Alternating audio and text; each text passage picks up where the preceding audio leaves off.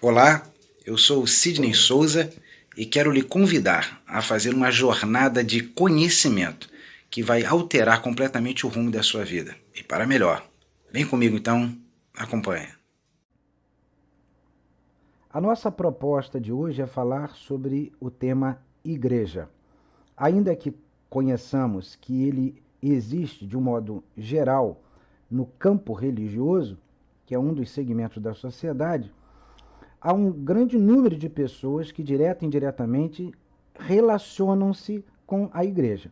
Mesmo que nós apresentássemos e tivéssemos o entendimento que há pessoas que até são contraditórias ou contrapostas a ela, ainda aqueles que possam ser seus opositores, tem também os que são simpatizantes, que nesse caso não são frequentadores assíduos, não são coparticipantes ou membros, mas veem com bons olhos a igreja. Mas a nossa proposta é trazer essa temática, essa abordagem para aqueles que são relacionados diretamente com ela, frequentadores, membros, participantes e líderes. Embora temos certeza que essa conjecturação, essa proposição, ela será favorável de entendimento, de compreensão para todos. Queremos citar o texto de Mateus 16, 18, que é a primeira menção referente a esse termo dentro do Novo Testamento, que diz: Pois também eu te digo que tu és Pedro, e sobre esta pedra edificarei a minha igreja, e as portas do inferno não prevalecerão contra ela. Mateus 16, 18, texto esse, citação essa dita por Jesus Cristo. E aí nós temos aqui algo importante de início para mencionar e citar.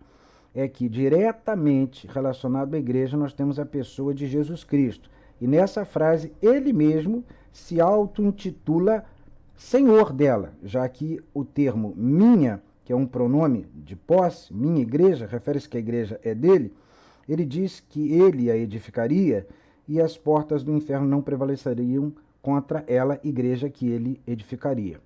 Sendo assim, nós vamos agora seguir com o seguinte raciocínio e compreensão. Para as pessoas, de um modo geral, o que é igreja? Qual é a compreensão, qual o conceito, qual a ideia, qual é a percepção que as pessoas têm sobre igreja? Principalmente aquelas que a frequentam, principalmente aquelas que são seus membros, seus ativos participantes. Bom, nós podemos mencionar primeiramente que para algumas pessoas a igreja é CNPJ. O que seria isso? O que isso representaria? É o vínculo com o Estado, com o governo, através da Receita Federal.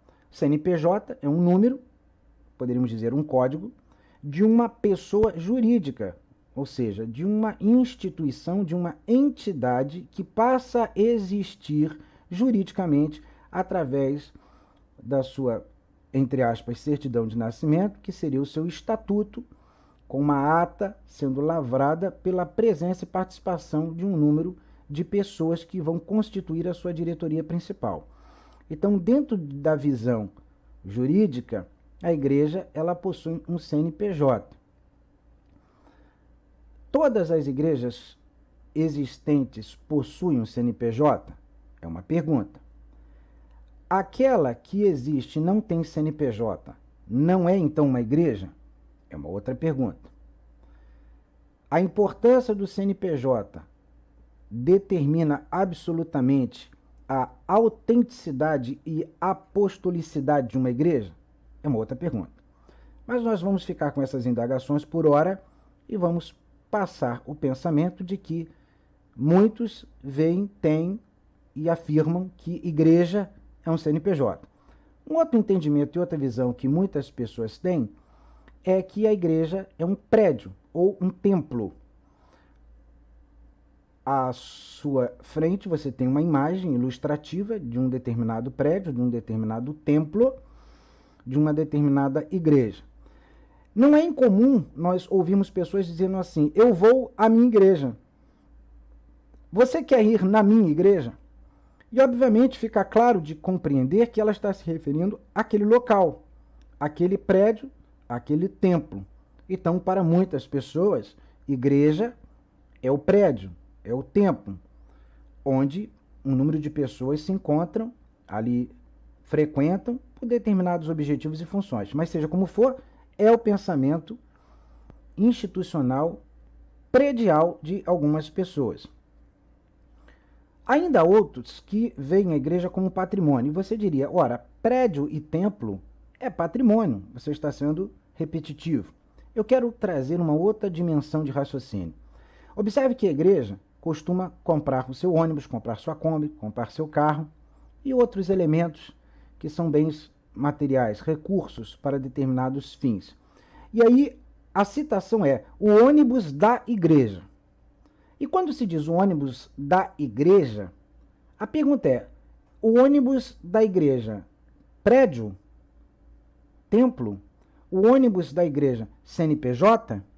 Sabe-se de casos em que a igreja ela tem meio de transporte adquirido próprio, com recursos seus, todo o dízimo da igreja e oferta da igreja, que são as fontes principais de entrada, são para a gestão financeira e administrativa da igreja, recursos esses que vêm dos seus membros, dos seus frequentadores, obviamente, e por conclusão, e depreendemos que então o ônibus adquirido é fruto de ofertas e dízimos de pessoas que frequentam e são membros coparticipantes dessa igreja, e por fim esse ônibus pertence à igreja. Mas a pergunta é, que igreja?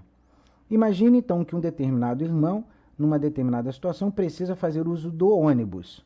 E de repente ele pode ter a surpresa de algum representante legal dessa igreja, uma das autoridades, falar, não é possível fazer uso, porque o ônibus é da igreja.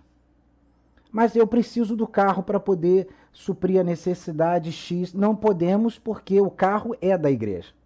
Então, aqui é um apontamento para que você entenda o entendimento ou a compreensão sobre o entendimento e a percepção que algumas pessoas têm.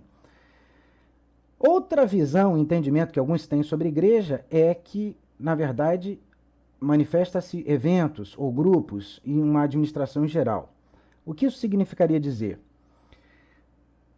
Há muitas festividades, há muitos eventos, há muitas manifestações de administração que existem em segmentos seculares, em segmentos pagãos, em segmentos ateus, ateístas, em segmentos holísticos e ocultistas, e que hoje são trazidos, acoplados dentro do ambiente igreja.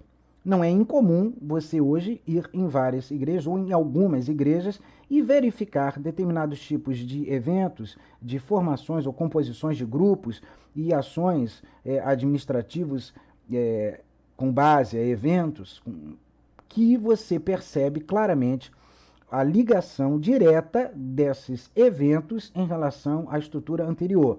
A pergunta é, para alguns, o que é a igreja? Para que serve a igreja? Qual o propósito da igreja? E muitos vão dizer, olha, na minha igreja você não pode perder, vai ter a festa tal. Você não pode perder. Na minha igreja nós criamos o grupo tal. Na nossa igreja nós estamos fazendo uma reunião de apresentação do grupo tal. E eu quero conclamar você a dar uma pesquisada no YouTube e verificar coisas e coisas que tem acontecido em muitas igrejas e que dentro do entendimento, compreensão de muitas pessoas, igreja retrata-se a esses eventos, a esses grupos e administração. Recursos financeiros ou dinheiro. Essa é uma parte que tem trazido muita polêmica já há muito tempo na sociedade, porque pressupõe-se que a igreja ela não é uma empresa. Significa dizer que ela não tem fins lucrativos. Ela tem um viés mais voltado para ação social, ou voltado para a sociedade, ou socialismo em si. Então, seria meio desconexo verificar uma quantidade exorbitante ou exuberante de dinheiro e acúmulo do mesmo dentro da estrutura da igreja, já que ela não se propõe a ser um segmento com fins lucrativos. No entanto, não é incomum nós vermos, através de processos administrativos, gestão financeira, igrejas com patrimônios exorbitantes e seus líderes com patrimônios maiores ainda. E aí pergunta-se, o que é a igreja? Para algumas pessoas, igreja é recurso financeiro, é dinheiro, são riquezas. E muitas vezes nós vamos observar pessoas atreladas a esse amor ao dinheiro. Já dizia a Bíblia, a palavra da verdade, no livro de Timóteo, que o amor ao dinheiro é a raiz de todos os males. E muitos transpassaram-se a si mesmos com muitas dores através desse apego ao dinheiro. Nós sabemos que na cédula do dinheiro corrente do nosso país, há a frase Deus seja louvado. E dentro daquilo que alguns têm como conceito ou pensamento a respeito de igreja, como lidar com o dinheiro dentro da igreja? Que relação existe do dinheiro com a igreja? Como que se deve agir e interagir com o dinheiro que passa pela igreja? Qual o objetivo final ou principal desse dinheiro? Existem finalidades devidas, apropriadas e corretas para esse dinheiro que entra? Como ele deve ser gerenciado ou gerido, administrado? E os resultados advindos desse recurso ou desse dinheiro? São perguntas que devem ser feitas e algumas pessoas têm pensamentos bem diferentes a respeito dessa questão do dinheiro e a igreja. Obviamente, a Bíblia fala sobre dinheiro. Obviamente, havia recolhimento de ofertas e dízimos nas igrejas, que é dinheiro.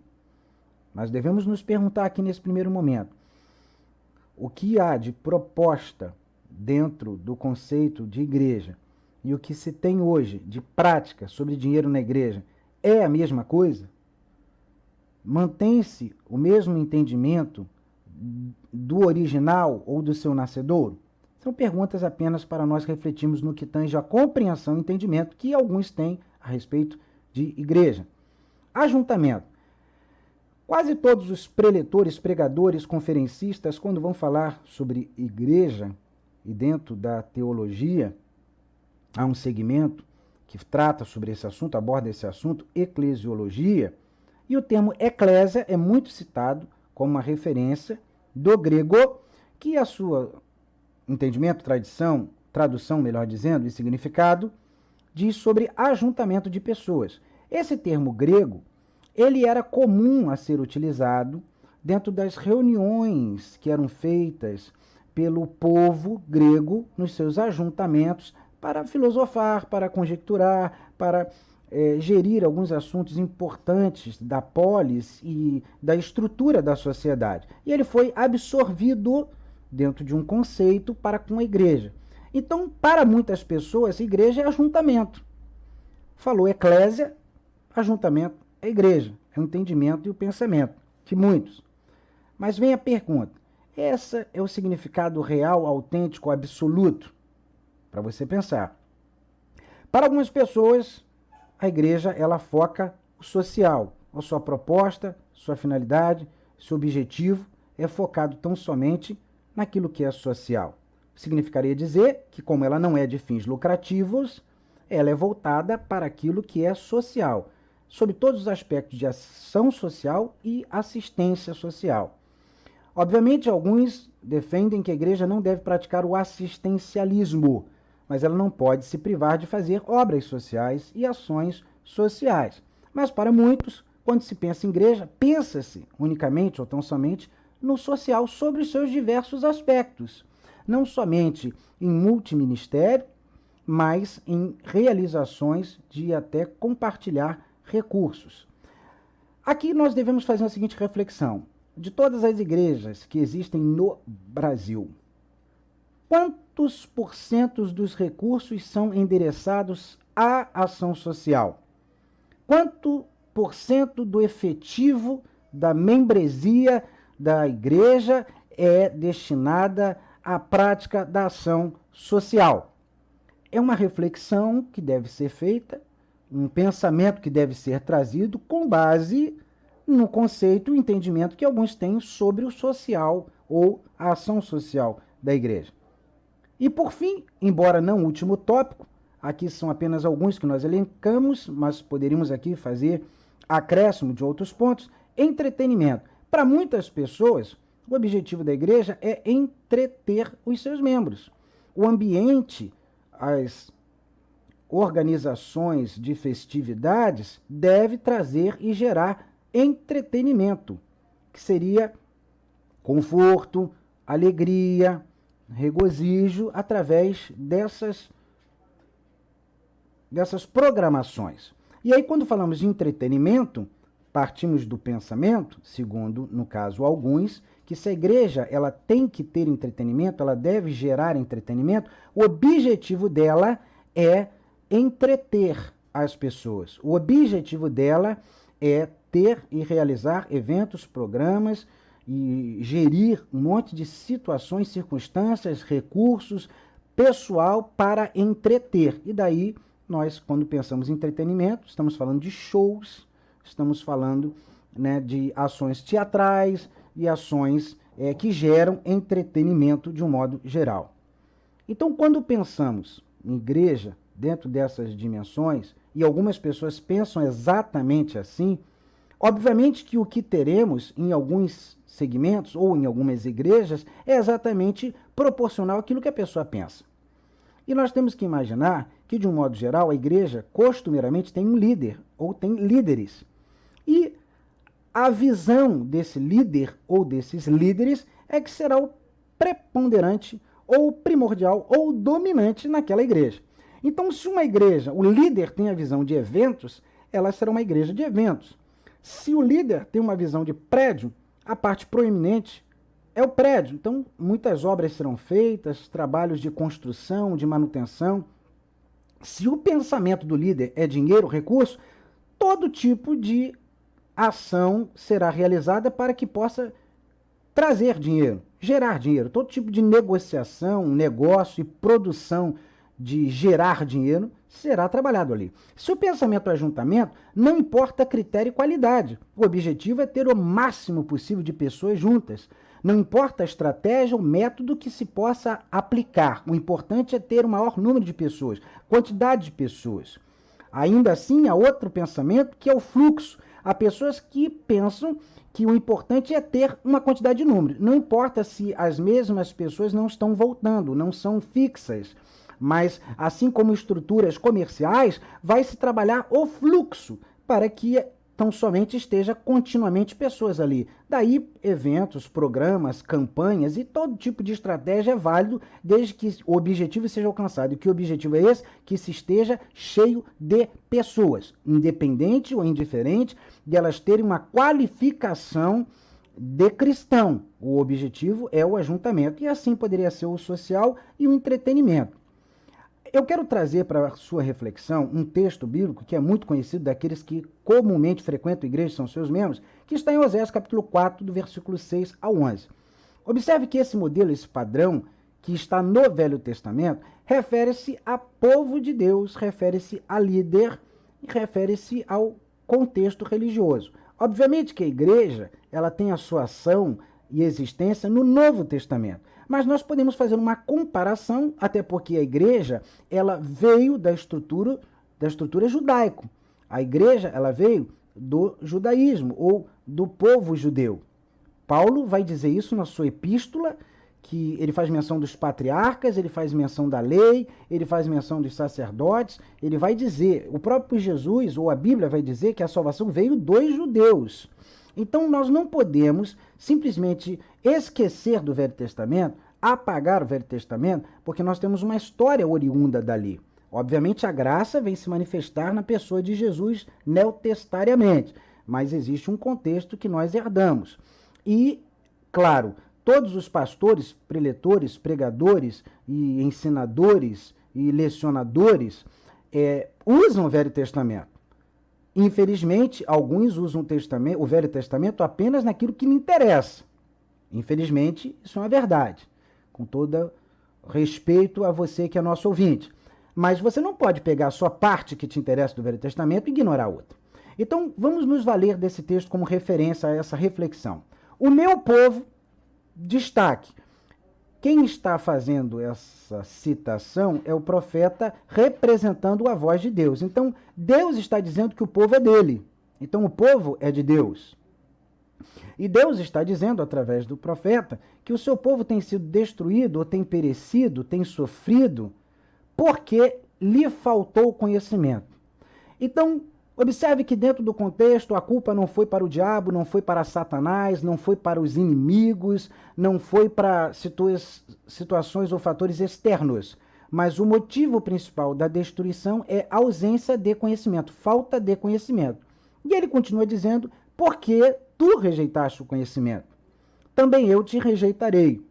Então, alguém não quis receber o conhecimento, alguém não quis aprender a verdade, alguém não quis absorver a informação, alguém não quis absorver, reter, ter o conhecimento adequado, correto, que venha da parte de Deus. Então Deus fala, já que não quer saber de mim, eu não quero saber de você, ou também eu te rejeitarei, para que não sejas sacerdote diante de mim. Então nós compreendemos que ele está dizendo do líder.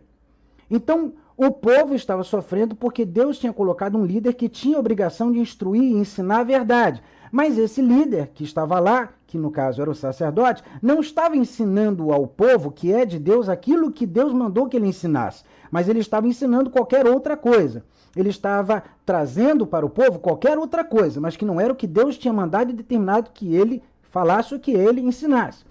E ele diz, e visto que te esqueceste da lei do teu Deus, então mais uma vez o pronome aqui possessivo, do teu Deus, ou seja, o sacerdote deveria entender que ele deveria pregar a lei do Deus dele. Ele não deveria pregar achismo, ele não deveria ensinar axiologia, ele não deveria ensinar seu pensamento pessoal e próprio, ele não deveria ensinar secularidade, ele não deveria ensinar qualquer ou quaisquer segmentos mundanos, ele deveria ensinar a lei do teu Deus, e obviamente aqueles que estão dentro do ambiente religioso sabem, como católico, como cristão, que o fundamento é a Bíblia. Então, o único livro que traz o conteúdo, o ensinamento da lei de Deus é a Bíblia, com o Velho e o Novo Testamento. No caso ali, o Velho Testamento. E esse sacerdote não estava trazendo a lei de Deus, o Velho Testamento, ele estava ensinando qualquer coisa. E Deus fala, também eu me esquecerei dos teus filhos. Parece dura essa palavra para você? Deus dizer que esqueceria dos filhos do sacerdote? Nós temos que compreender que Deus ele é amor, sempre foi, mas Deus também é justiça. A ausência de conhecimento a respeito da pessoa de Deus muitas vezes faz com que nós tenhamos um pensamento, uma conjecturação ou um tipo de Deus que não é o Deus que está escrito na Bíblia.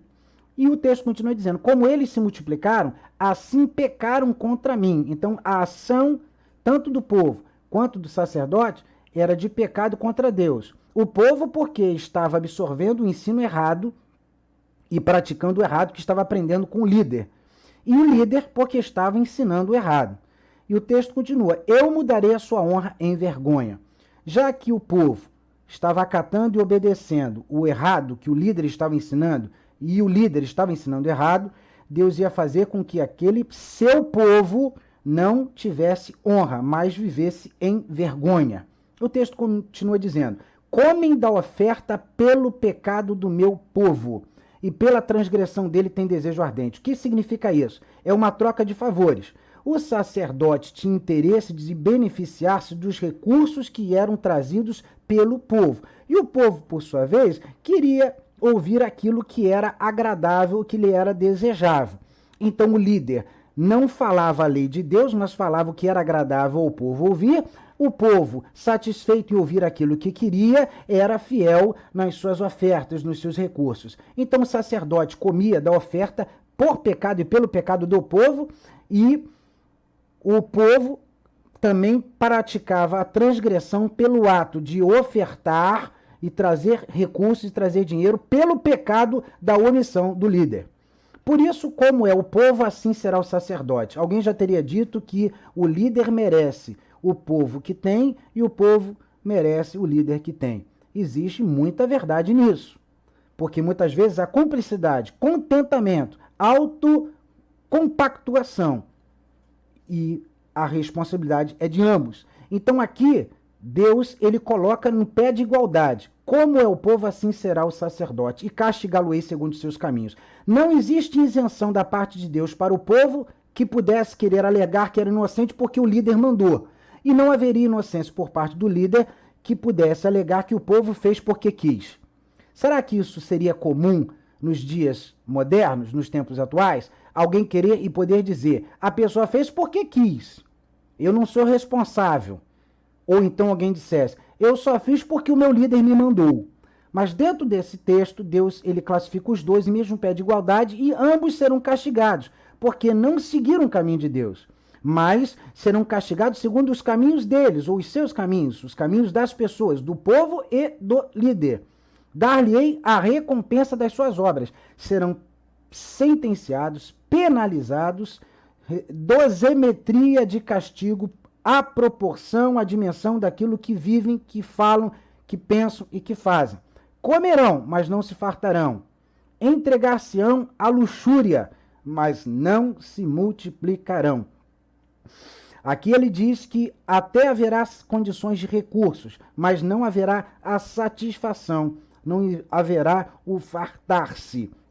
Também ele diz que vão entregar-se à luxúria, vaidade, uma vida de devassidão. E não se multiplicarão. E aqui ele vai dizer que muitos não vão crescer, muitos não vão aumentar, muitos ficarão naquela limitação quantitativa. Por quê? Porque estão vivendo em pecado. E ele diz, porque deixaram de atentar ao Senhor. Ou seja, é povo de Deus, é sacerdote, é líder, é povo de Deus, é líder. Mas a atitude é, deixaram de atender ao Senhor. É povo de Deus, é líder, é homem de Deus, mas deixou de fazer o que era para fazer segundo a ordem de Deus. E então vem a consequência. A luxúria e o vinho e o mosto tiraram o coração. O meu povo consulta a sua madeira. Veja que aqui ele coloca, o povo escolheu outra coisa para seguir e não a Deus. E a sua vara lhe responde. Criaram segmentos, criaram instruções próprias. Nós poderíamos aqui trazer de uma forma contemporânea mecanismos, estratégias, modelos, métodos que comparar-se-ia à idolatria que eles praticaram no Velho Testamento, porque o espírito da luxúria os engana. São enganados por essa luxúria que eles se entregaram. E prostituem-se. Por que prostituem-se? Não a prostituição física, a prostituição espiritual, a prostituição interna, almática. Deixam o caminho de Deus, deixam a lei de Deus, deixam a vontade de Deus para prostituir-se. Seguem qualquer coisa. Aliás, é muito curioso ver que os pregadores do passado, quando eles pregavam, eles falavam sobre Abraão, eles mencionavam Daniel, eles mencionavam Isaías, ou seja, o próprio Jesus faz muitas citações assim. Hoje você vai ouvir um pregador que é poderoso na mídia, é poderoso na honra, é poderoso na projeção e na fama, ele só cita nas suas mensagens, nos seus discursos, autoridades, entre aspas, seculares.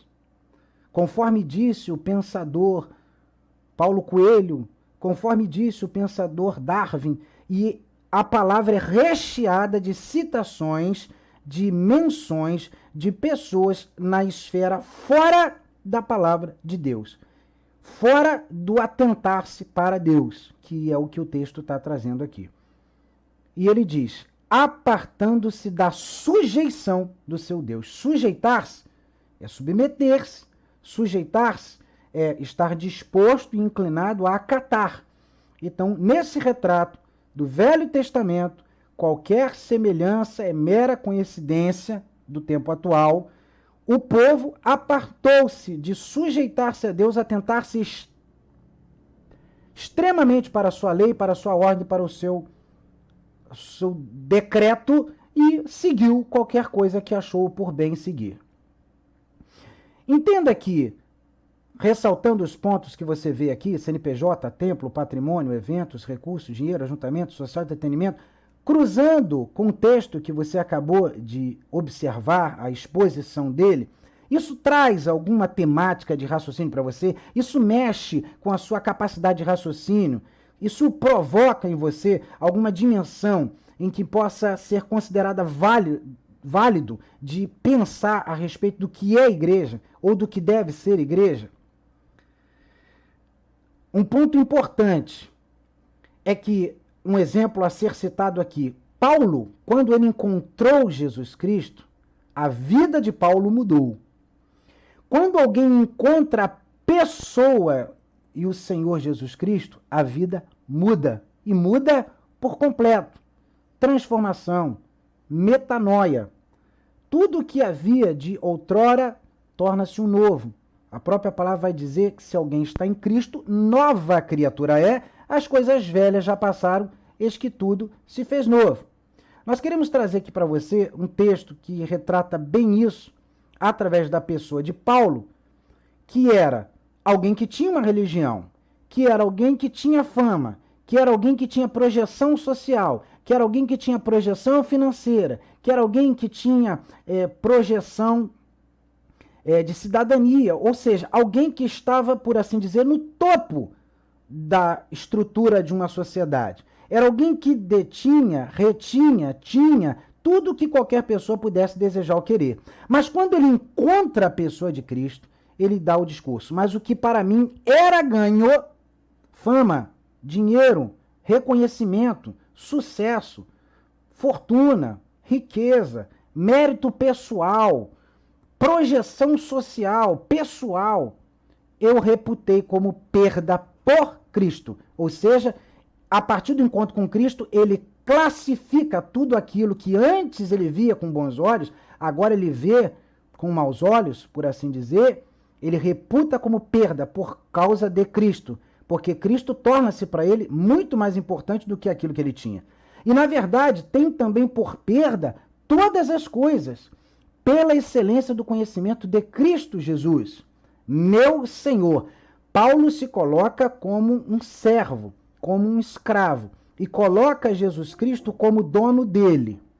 Antes ele era dono da sua vida, agora ele diz que o dono da sua vida é o Senhor Jesus, pela qual sofri a perda de todas estas coisas e as considero como escória, para que possa ganhar a Cristo. Ele quer o objetivo dele, Cristo, e seja achado nele, Cristo, não tendo a minha justiça que vem da lei, mas a que vem pela fé em Cristo, a saber, a justiça que vem de Deus pela fé, para conhecê-lo quem? Ele, Cristo, e a virtude da sua ressurreição, a ressurreição de Cristo, e a comunicação de suas aflições, as aflições de Cristo, sendo feito conforme a sua morte, a morte de Cristo, para ver se de alguma maneira posso chegar à ressurreição dentre os mortos, não que já a tenha alcançado, ou que seja perfeito, mas prossigo para alcançar aquilo para o que fui também preso por Cristo Jesus. Filipenses 3, de 9 a 12. Olha que coisa incrível isso. Não parece, comparando o texto de Oséias, comparando com esse texto de Filipenses, considerando todas as estruturas que nós citamos aqui, que esse entendimento, essa percepção de Paulo, ela entra num contraponto do que muito se pensa ou se tem a respeito do que é a igreja? Significa dizer que quando alguém encontra Cristo, ou é encontrado por ele, é alcançado por ele, a sua forma de pensar, Paulo vai dizer, faz com que Cristo seja o Senhor e o dono. Então, não sou mais eu que me mando em mim mesmo. Agora há quem mande em mim. Eu não sou mais dono do meu nariz, mas tem alguém que é dono de mim. Eu não sigo mais o que eu quero, o que eu acho, mas existem decretos de Cristo, ensinamentos de Cristo, que regem agora o meu viver. E o entendimento e a referência, uma vez que foi Cristo quem criou a igreja, é que eu estou preso, Paulo vai dizer isso, a Cristo. Vamos entender um pouco mais detalhado o texto que citamos de Filipenses. Mas o que para mim era ganho, reputei como perda por Cristo. Havia algo que tinha valor anteriormente. Não conhecia Jesus. Encontrei Jesus. Aquilo que antes tinha valor, agora não tem valor. O que tem valor é Cristo. Observe que eu não estou falando quem conheceu uma igreja, quem conheceu um CNPJ, quem conheceu um prédio, quem conheceu um ajuntamento, quem conheceu um entretenimento, quem conheceu um social. Aqui está o ponto. Há pessoas que foram para aquilo que parece ou chamam de igreja, e que é uma igreja, mas não aquilo que o texto bíblico se propõe a ensinar e dizer que é igreja. Então, ela não encontra a pessoa de Cristo naquele ambiente de entretenimento. Ela encontrou entretenimento, porque aquela igreja X é entretenimento. Uma vez não encontrando Cristo, como haverá mudança de vida? Agora, quando se encontra Cristo numa igreja, então Cristo, que é o fundador da igreja, ele traz a mudança, que foi o que foi vivenciado por Paulo. E Paulo vai dizer, e na verdade tem também por perda todas as coisas, mas nada importava para Paulo, principalmente as coisas da terra, porque Cristo é a excelência, é o objetivo principal. Pela excelência do conhecimento de Cristo, conhecer a Cristo. A Bíblia, ela fala que nós devemos procurar ter conhecimento, a Bíblia fala que nós devemos estudar, mas existem pessoas que querem muito e têm até razoavelmente conhecimento intelectual, um pouco de conhecimento científico, mas não mergulham em conhecer a Cristo. Ninguém conhecerá Cristo sentado numa sala de uma faculdade ou num ambiente acadêmico.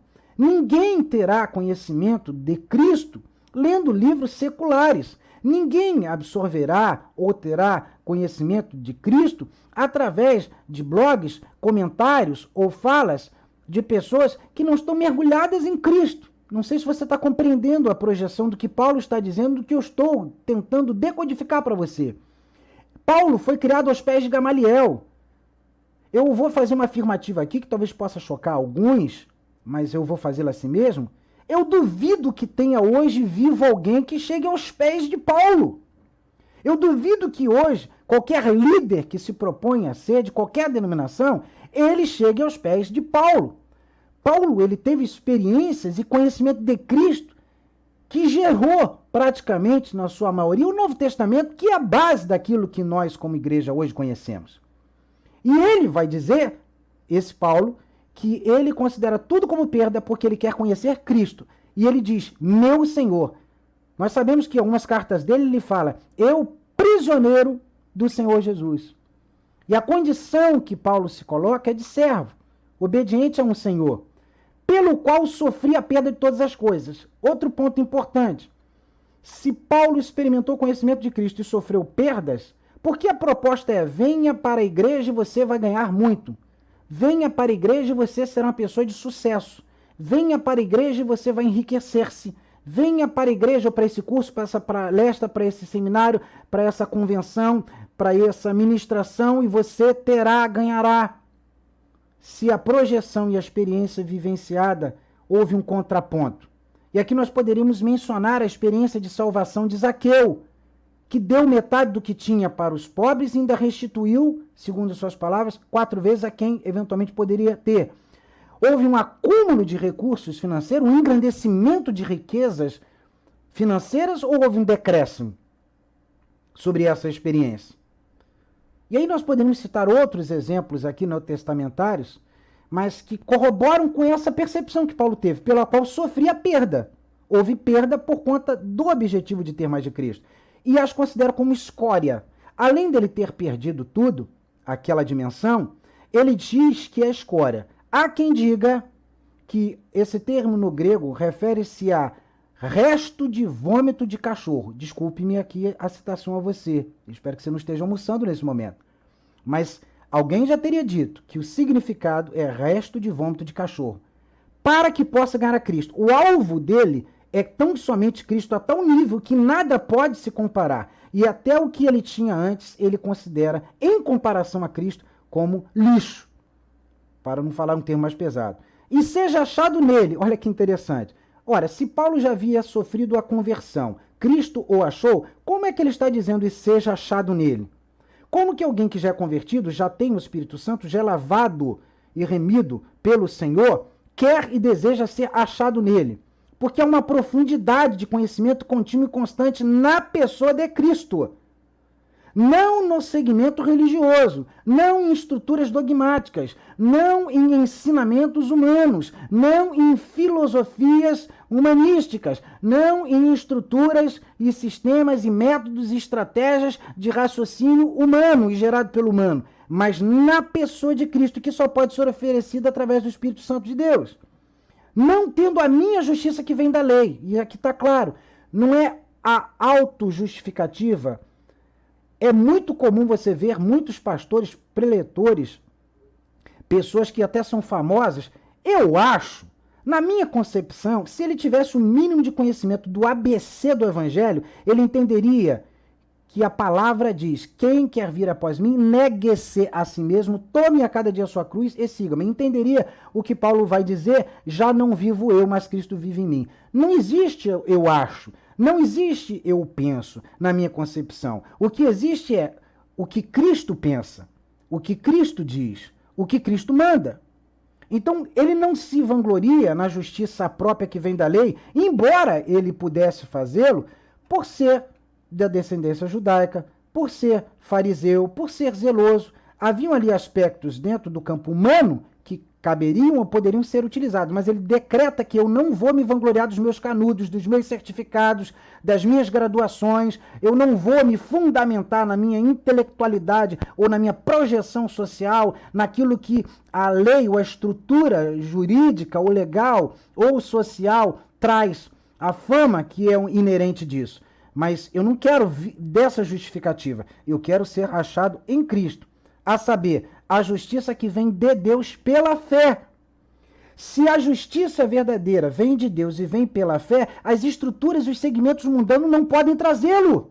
Mas não é incomum nós vermos líderes trazendo a fundamentação do mundo, a fundamentação meramente sistemática, acadêmica, com fundamentação mundana, secular, ateísta, e por não dizer até outros aspectos, como regra de ensinamento para o povo.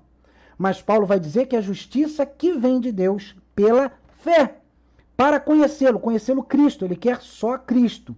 E a virtude da sua ressurreição, a visão dele é no futuro. Assim como Cristo ressurgiu dentre os mortos, eu quero experimentar a ressurreição dos mortos. Eu foco naquilo que está em Cristo, que tem em Cristo. O futuro, a vida vindoura.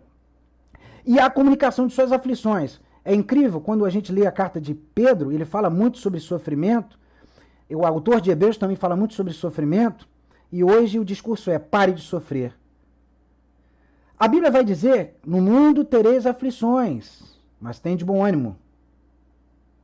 A Bíblia vai dizer: importa entrar no reino de Deus através de muitas tribulações. A Bíblia vai dizer: os que querem viver piamente em Jesus Cristo sofrerão perseguições. Mas o discurso que é pregado e ensinado pelos líderes é: você tem que viver uma vida boa, uma vida agradável, uma vida tranquila, uma vida de sucesso, uma vida de conquista, de bens, de posse. É isso que Deus quer para você.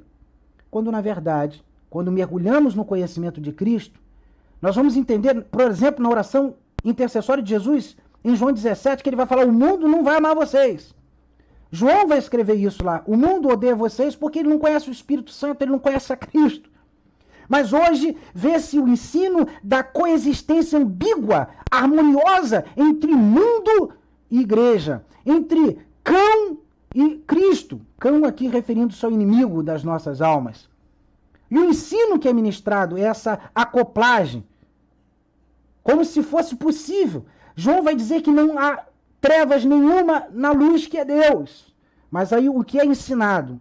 A paráfrase do que o texto de Oséias diz: o sacerdote não estava trazendo o ensinamento correto, e a absorção estava sendo errada, a prática estava sendo errada, e a sentença, a colheita vinha de forma a sofrer. Sendo feito conforme a sua morte. Sendo feito conforme a sua morte. A expectativa é: eu quero morrer em Cristo, por Cristo, para Cristo, de Cristo. Ninguém gosta de falar de morte. Até quando se está no funeral, o pregador, o preletor procura falar sobre vida, conquista, sucesso.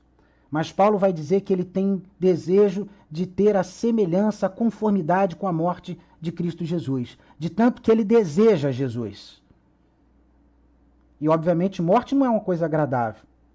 E aí caberia perguntar, você prefere viver nessa terra da melhor forma possível, mas trazendo desagradabilidade ao Espírito Santo, tristeza e dor a Jesus e infelicidade a Deus?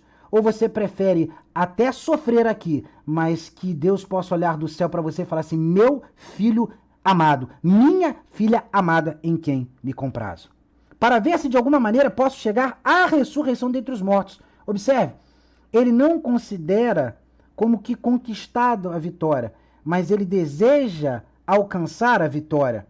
Assim como Cristo alcançou a vitória, ele quer chegar lá. Como? Através da busca em Cristo, mergulho em Cristo, profundidade em Cristo, avançar em direção a Cristo, ter mais conhecimento de Cristo, absorver tudo que Cristo possa trazer e oferecer. Não que já tenha alcançado, ele diz, ou que seja perfeito. E aqui eu não quero entrar no aspecto de arminiano, de predestinação, que não é objetivo falar sobre teologia sistemática. A proposição é que o mergulho de Paulo em Cristo é tanto que ele é humilde o suficiente para querer tanto de Cristo, desejar tanto Cristo, mergulhar tanto em Cristo, que ele não se acomoda, ele não se contenta. Hoje nós já temos pessoas, temos líderes que se consideram não a cocada, se consideram o próprio coco. São líderes que, na verdade, se sentem o próprio quarto ser vivente, se apresentam como o 24º ancião, consideram-se como se fossem a própria testemunha que está perante Deus.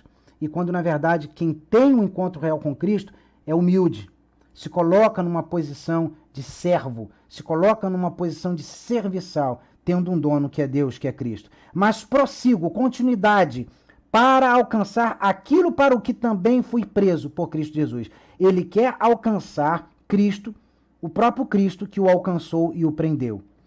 E aí nós compreendemos que quando há o entendimento e compreensão de Cristo, mergulho em Cristo, a convicção, ela não é humana. Paulo também vai dizer isso claro na sua carta de Coríntios. A mente natural, a pessoa meramente humana que não teve ainda a experiência com Cristo, não tem o Espírito Santo, não consegue compreender aquilo que é espiritual. Vai entender apenas o que é humano. Então agora nós chegamos a uma realidade de entendimento.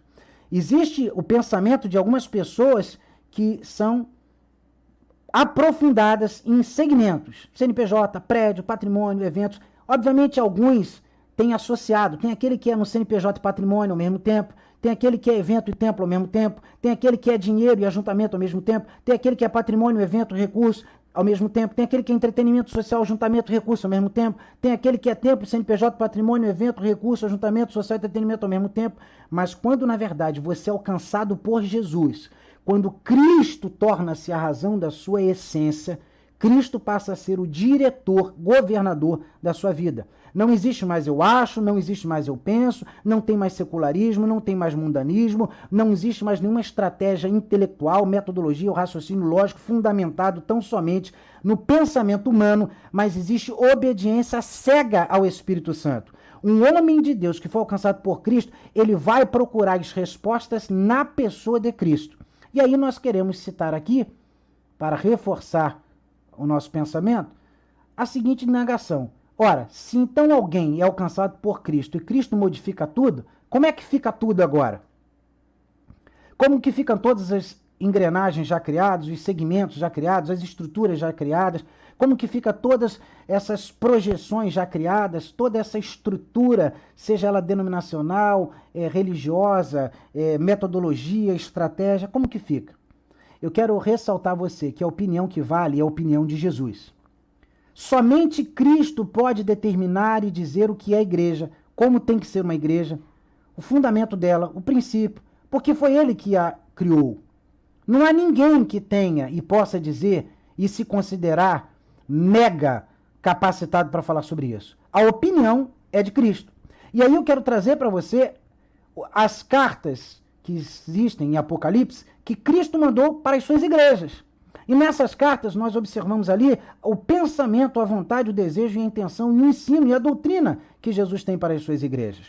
Observe que em Apocalipse capítulo 2, versículo 5, numa das igrejas ele fala: lembra-te, pois, de onde caíste e arrepende-te e pratica as primeiras obras. Alguém diria, não, você está equivocado. A carta foi endereçada ao anjo da igreja, e não à igreja.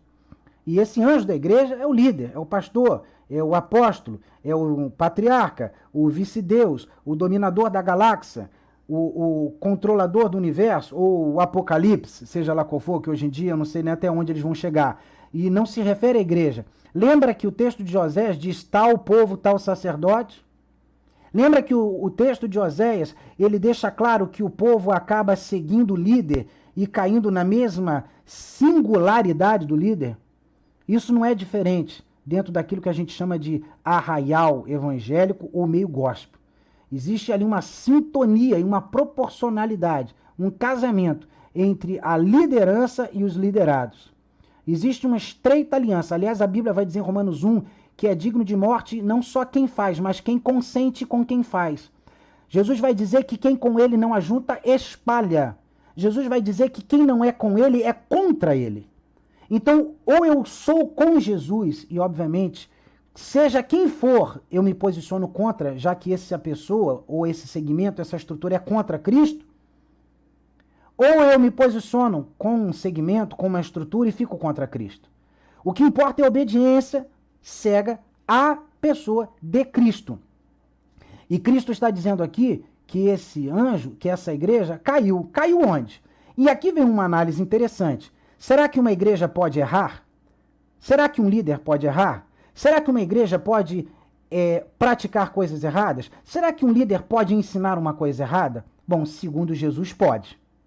E nós estamos nos referindo ao Novo Testamento, para que alguém não possa fazer uma menção ou citar que é num contexto fora. Há quem diga que Paulo teria fundado e ajudado na edificação da igreja de Éfeso, mas posteriori, através de suas viagens missionárias e até mesmo o seu período de prisão, um de seus discípulos, um de seus nove pastores que ele instituiu, foi para lá, possivelmente até Timóteo. E durante esse período de Timóteo, a igreja tivesse perdido a sua visão. E aí vem a pergunta. Então Paulo foi um fracassado, um derrotado.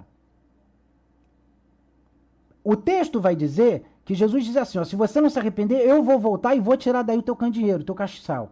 O que significa dizer tirar a igreja dali. Há quem diga que depois, e a pastorearam nos relatos históricos, a igreja de Éfeso foi realmente retirada do mapa. Então teria Jesus comprobatoriamente feito o que ele disse que faria. Foi Paulo que cometeu o equívoco, o erro? Foi Timóteo que cometeu o erro? Foi a igreja que cometeu o erro? Foi Jesus que cometeu o erro? Jesus nunca erra, Jesus nunca falha, nunca se equivoca. Mas os homens sim. E Jesus, ele tem a direção. E no caso dessa igreja, ele fala, você está errado, eu quero que você mude, se arrepende e volte a praticar as primeiras obras. E as primeiras obras é o amor. E, infelizmente, é o que tem faltado numa grande quantidade de igrejas. Amor. Não foi só o caso de Éfeso há quase 2000 anos atrás. Muitas igrejas não têm praticado as primeiras obras do amor. Ainda em outro momento ele vai dizer, conheço as tuas obras e tribulação e pobreza. Eis que o diabo lançará alguns de vós na prisão para que sejais tentados e tereis uma tribulação de 10 dias. Faz sentido para você, Jesus, o fundador, o cabeça da igreja, o pastor e o Senhor, ele dizer para a sua igreja que conhece a sua obra, as dificuldades, ou seja, a tribulação que aquela igreja está vivendo, a pobreza que aquela igreja está vivendo, e ainda avisar e falar para a igreja que o diabo lançará alguns dele na prisão? Então o diabo tem poder sobre a igreja? No primeiro texto que lemos, dissemos que Jesus disse que ele edificaria a sua igreja sobre a pedra e as portas do inferno não prevaleceriam contra ela. Então como que o diabo tem poder de lançar alguns na prisão? Veja que a igreja é sofredora, porque a luta da igreja está contra as dimensões terrenas, malignas e diabólicas. Porque a igreja é um organismo espiritual, uma entidade espiritual, na pessoa de Jesus Cristo. Mas aí muito do que se diz, se prega, se ensina, é contraponto ao que nós encontramos verdadeiramente nas Escrituras Sagradas. Jesus está dizendo para essa igreja, olha, eu conheço as tuas obras, conheço a tua tribulação, eu conheço a tua pobreza. Depois ele vai dizer, se bem que tu és rico. Porque a nível de recurso humano, Aquela igreja não tinha dinheiro, mas a respeito dos tesouros espirituais, dos tesouros eternos, aquela igreja era riquíssima, era milionária, bilionária, porque os maiores valores, recursos e posses que a igreja tem não se encontram aqui na terra, mas sim nos seus poderes espirituais ou na dimensão espiritual. E Jesus diz, como citei aqui, você vai ser tentado e vai ter uma tribulação. Então é possível a igreja sofrer, é possível a igreja ter tribulação, é possível a igreja não ter recursos financeiros, é possível que a igreja passe por tribulação, ainda até membros seus sofram situação terrível e ela ser de Cristo Jesus. Mas é possível igrejas serem absurdamente ricas, terem muito dinheiro, uma quantidade absurda de membros espalhadas com filiais em vários lugares e ela não ser de Jesus. Mas algumas poucas coisas têm contra ti uma outra igreja, porque tens lá os que seguem a doutrina de Balaão. Assim tens também os que seguem a doutrina dos nicolaítas, o que eu odeio. Arrepende-te, pois, quando não brevemente virei a ti, e contra eles batalharei com a espada da minha boca. Jesus está advertindo claramente que haviam pessoas dentro do seu arraial, ou seja, daquela igreja, que tinham seguido a doutrina de Balaão, que é o comércio. Balaão recebeu propina, dinheiro, oferenda para falar mal contra o povo de Israel. É quando a pessoa faz qualquer coisa por dinheiro. A pessoa se desvia do princípio da verdade por dinheiro. São aquelas pessoas que elas deixam de ser servas, adoradores, para serem comerciantes. Elas deixam de ser servos e servas do Senhor para serem mercenários. Elas trabalham em prol do dinheiro. Elas fazem tudo pelo dinheiro. Negociam e vendem qualquer coisa dentro do arraial ou dentro da igreja por dinheiro. E ainda aqueles que seguem a doutrina dos nicolaítas. Existe muita variedade de pensamentos sobre qual seriam essas doutrinas dos nicolaítas. Existe aqui um conceito muito amplo e diversificado, e às vezes até contraponto, mas de um modo geral, o nicolaíta, eles viviam uma vida de pecado. Eles viviam uma vida mundana. Eles viviam uma vida de devassidão. Era o mundanismo trazido para dentro da igreja. E Jesus vai dizer que odeia. E ele fala, arrepende-te, pois quando não, em brevemente virei a ti. Então Jesus está dizendo, a minha igreja não é para isso. Eu não instituí minha igreja para isso. Eu não aceito isso. Eu odeio isso. Eu não quero isso. E eu vou vir. E vou batalhar com a espada da minha boca. Mas tem contra ti que tolera Jezabel. Havia uma outra igreja que havia uma falsa profetisa que se dizia conhecer o passado, o presente, o futuro, o rim, o fígado, dizia CPF, título de eleitor, carteira de trabalho, RG, identidade, fazia, acontecia. Mas na verdade era uma falsa profetisa. Era um espírito de adivinhação mentiroso dentro de uma falsa profetisa que estava dentro da igreja. E havia ali tolerância por parte do pastor, do líder, por parte da igreja com relação àquela mentira que estava sendo praticada dentro da igreja. Muitos se deixavam levar por essa profetisa, aceitavam esse contexto. E Jesus deixa claro que eu não concordo. Eu não aceito isso. Eu não quero isso. Outra igreja ele vai dizer, lembra-te, pois, do que tens recebido e ouvido, guarda-o. E arrepende-te. Mais uma vez, e se não vigiares, virei sobre ti como ladrão, e não saberás a que hora sobre ti virei. Mais um alerta a uma das suas igrejas, que ele fala, olha, fica ligado, arrepende, muda a conduta errada, lembra do que eu falei, Jesus está deixando claro, é o que eu falei que importa, é o que eu ensinei que importa, é o que eu digo, o que eu ministro que importa, ou seja, a pessoa de Jesus.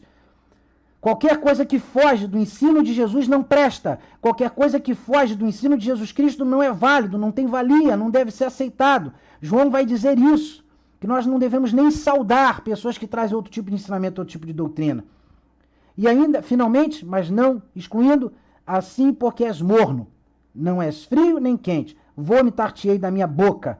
Não sabes que és um desgraçado e miserável e pobre segue nu. Essa palavra desgraçado, quando às vezes alguma pessoa comenta sobre alguém, gera um choque, um impacto muito grande. Muitas pessoas ficam tremendamente ofendidas porque é uma palavra pesada. Quer dizer que alguém caiu da graça. Desgraçado. Não fala essa palavra, menina. Desgraçado. Não fala essa palavra, menino. Mas Jesus chamou o pastor daquela igreja de desgraçado. Jesus chamou a igreja, sob o título, o domínio, o pastoreio, a primazia daquele pastor de desgraçada. Porque caiu da graça. Saiu da graça, fugiu da graça, da graça de Cristo, não a graça mentirosa, enganadora. E era miserável, era pobre, cego e nu. Embora julgasse rica, embora julgasse poderosa. Há muitas igrejas que têm uma quantidade absurda de membros, de sedes, são poderosas. Têm muito dinheiro, são riquíssimas. Tem uma visão extraordinária, engrenagem, metodologia para tudo quanto é coisa.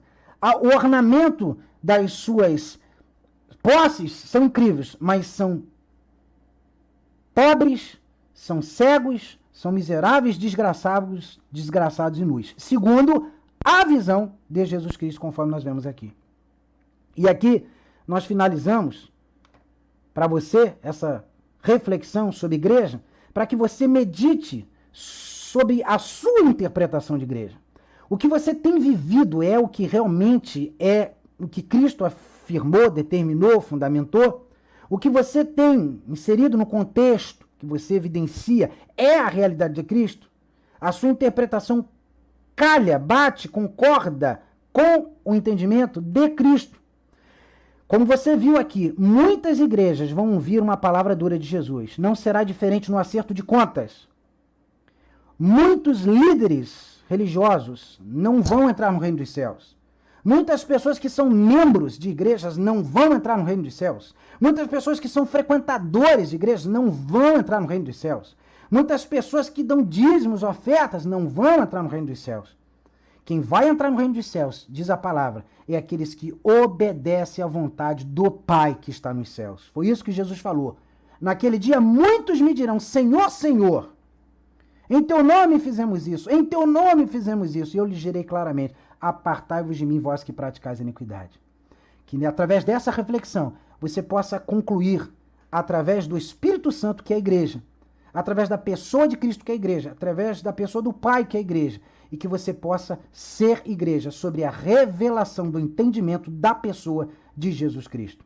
Eu abençoo você, seu empreendimento, seus negócios, sua vida, seu lar, sua casa, sua família, e que tudo quanto você fizer seja sobre a bondade, a graça, a misericórdia e a verdade do Deus Pai Trino. Em nome de Jesus. Até uma próxima oportunidade.